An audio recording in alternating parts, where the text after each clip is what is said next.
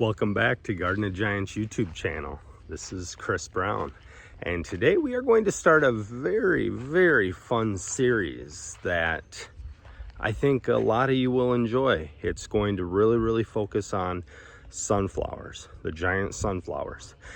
And the cool part about that is giant sunflowers can be grown in small spaces. So you literally, in a 3x3 foot area, could grow a giant sunflower. And there are two types of giant sunflowers. We have the tall variety that can get very tall. I mean, we're talking 20, even over 30 feet tall. And we have the whitehead. So the head of the sunflower, the actual head, how wide is that head? Two types of sunflowers. My goal with this series is to teach you guys all the tips, tricks, and secrets on how to grow giant sunflowers. You know, blue ribbon winning, every fair you go to, every competition you enter, these will be the biggest and the best. And at the end of the day, just something kind of show-stopping, really neat and beautiful, something you can enjoy that all comes from a little seed. So join me in this series. Like, subscribe, make sure you get all the videos, and let's have fun growing some sunflowers.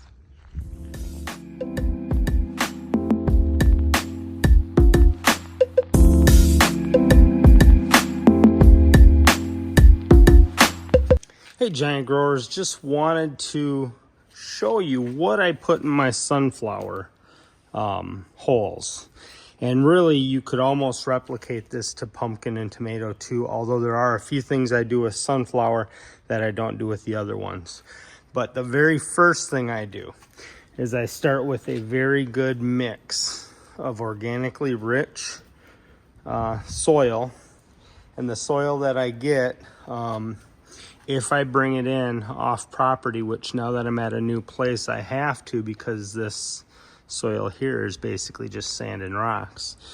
I do get all of my soil tested if I'm gonna bring it in and introduce it. So this I got tested, came back extremely perfect. About as perfect as you're ever gonna get from a soil report perspective. So this is the base of what's going in the hole. Now we're going to add to it. I always like to start by adding just a little bit of compost.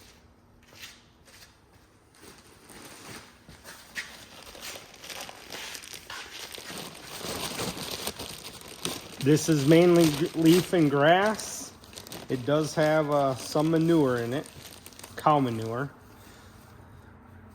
This will add just a little more in the way of organic matter, some extra organic matter for the worms and the microbes to break down. So I'll put a little of that in, not too awful much. And obviously it depends on how many holes you're doing and what you're putting in there. You know, as I go throughout this, I'm gonna mix everything up. Next thing I'm gonna put in is mushroom compost.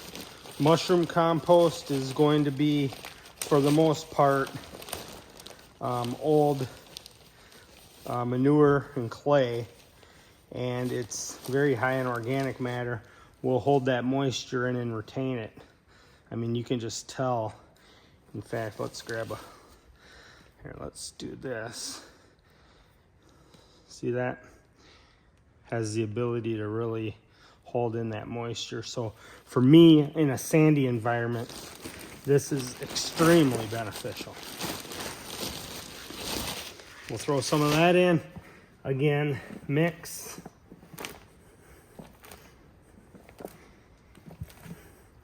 All right, now let's get into some good stuff here.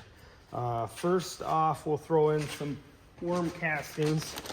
I don't do a ton of these, but I do a little bit. We'll throw some in. Again, has lots of nutrients, more organic matter, just really good all around. And if you got a good worm supply in your garden, you really don't have to add worm castings, but it's never a bad thing. You're never gonna hurt anything by adding them. All right, next thing we're gonna do, we're gonna throw some Sustain slow release nitrogen turkey manure.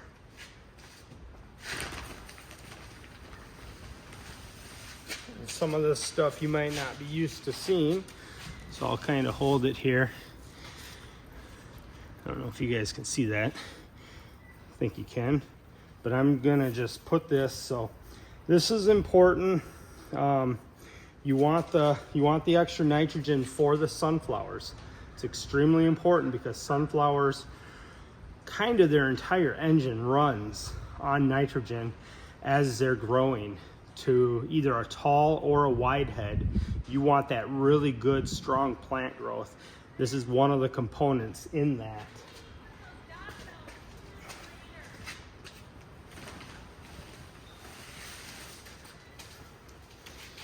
All right, so we'll add a little bit more of that and then mix that up really well.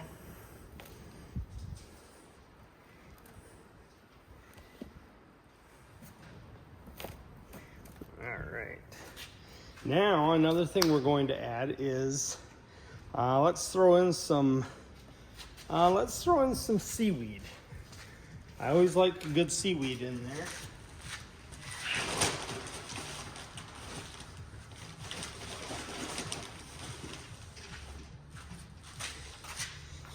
It's just a powdered,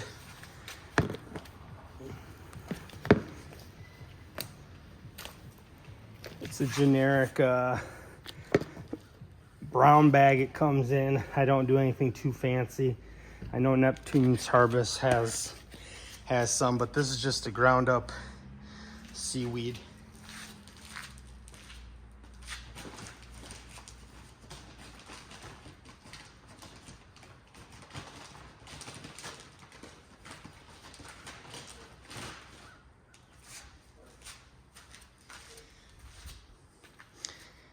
All right, the next thing, let's throw in some urea.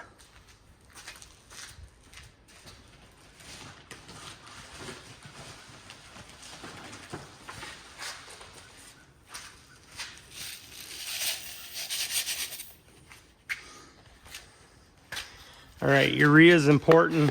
Obviously, nitrogen based, a lot of nitrogen. Don't have to put too much of it in, but I put some in, and then that's something I will add more to later on in the season. All right, now let's add some alfalfa pellets. You don't have to put too much in, just a little bit.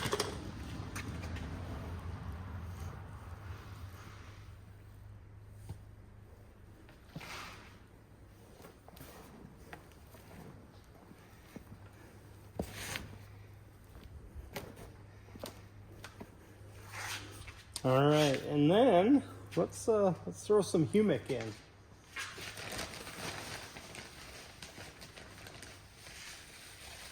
Now, humic you may or may not be familiar with, but this is kind of the solid version of like humic acid if you've ever used that in your plants. This is going to activate the soil. It will hold nutrients, it'll activate the soil. It's a really good all-around product. I like to add it to my gardens. And you can't really go, I don't think you can go too heavy on this, but I throw a decent amount in. It's just gonna sit there and it's gonna do its job week after week, year after year. Obviously, I recharge it every year, so I wouldn't do it just once and then quit. All right, that is looking really good. Let's throw a couple more things in and we'll be good to go.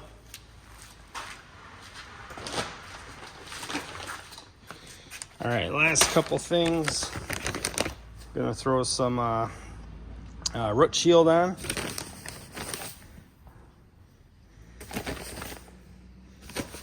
Just like to do that, prevent any sort of root rot issues or anything like that. We'll mix that in.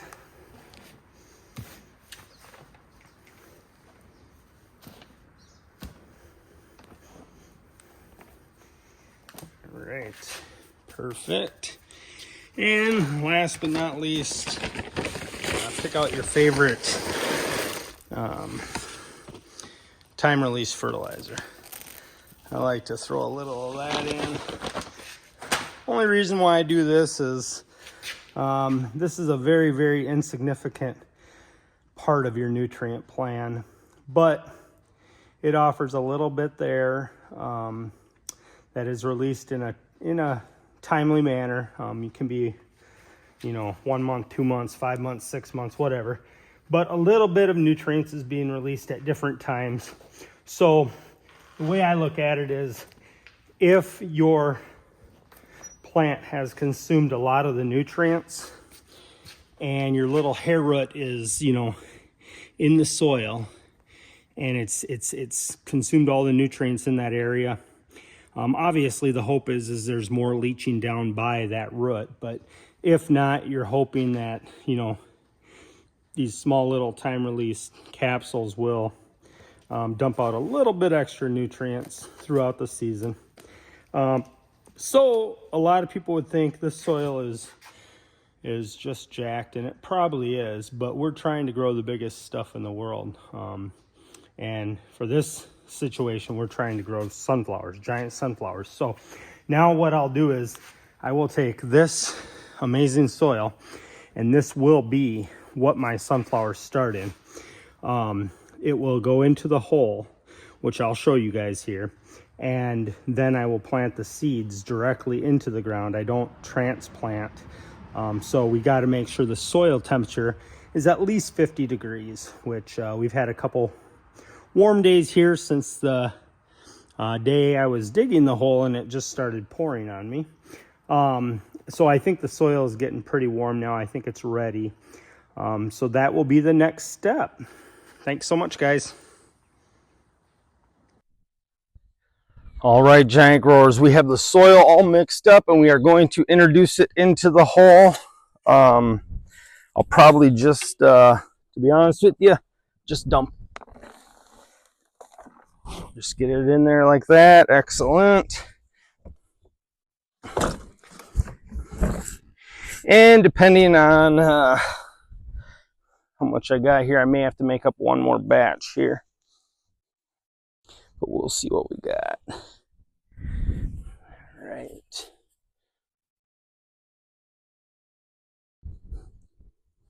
This is actually looking pretty dang good. All right. Perfect. So we got the soil down. Now what we're going to do is we're going to get the seeds and we're going to plant them. Soil temperature, I did check it, is about 57 degrees, which is just fine for sunflowers and for their germination. So we have a nice warm week set up, lots of 70s for high temperatures and upper 40s, lower 50s for lows. So not cold enough to really bring that temperature down. So let's jump into planting seeds and how I do it and how I mark them. All right, giant growers. So in this video series, I am going to teach you from start to finish how to grow both a tall sunflower and a giant head sunflower. And there's a few different tips and tricks within each that I do. So one of the important things I think when growing tall sunflowers is you want to put quite a few in the ground. So what we'll do is we'll show you how I do that. Let's start with how I keep track of what is where. So when I put them into the ground, what is going where? A very inexpensive and I think efficient way of doing that is to take a cup like this And you could do a solo cup too, just anything cheap, because remember, these are just going to be temporary, and you'll find out why later. I put on there what I want, so let's grab one here. Here is the 315 Butler. So let's find, there's the 315 Butler. All right, so we want that one. We're going to put these seeds in. So all I'm going to do is I'm going to make a quick tag.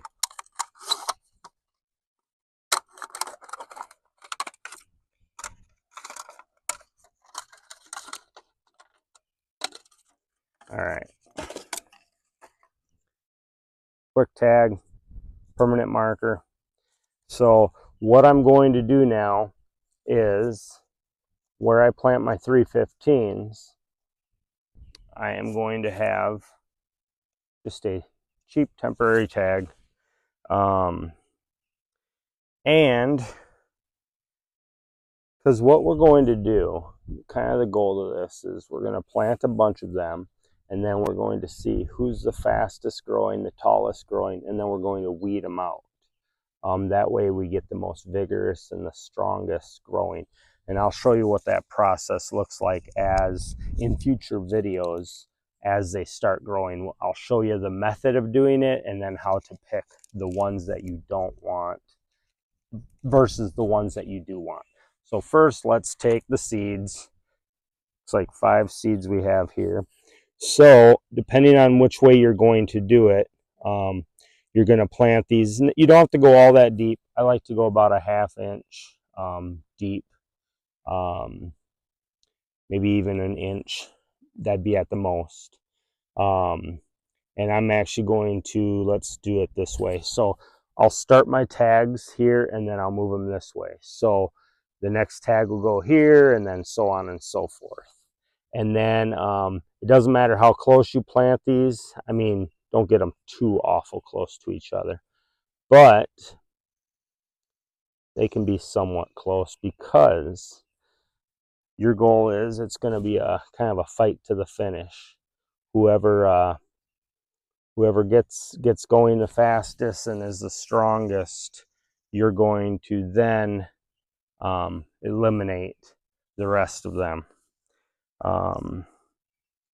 So we got these planted from there to here, and then the next tag will go right next to it.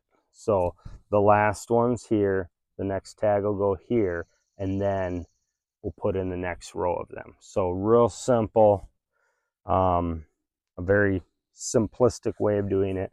We'll just cover these ones up now. These are good to go. We'll give them a good watering, and that'll be our first little batch.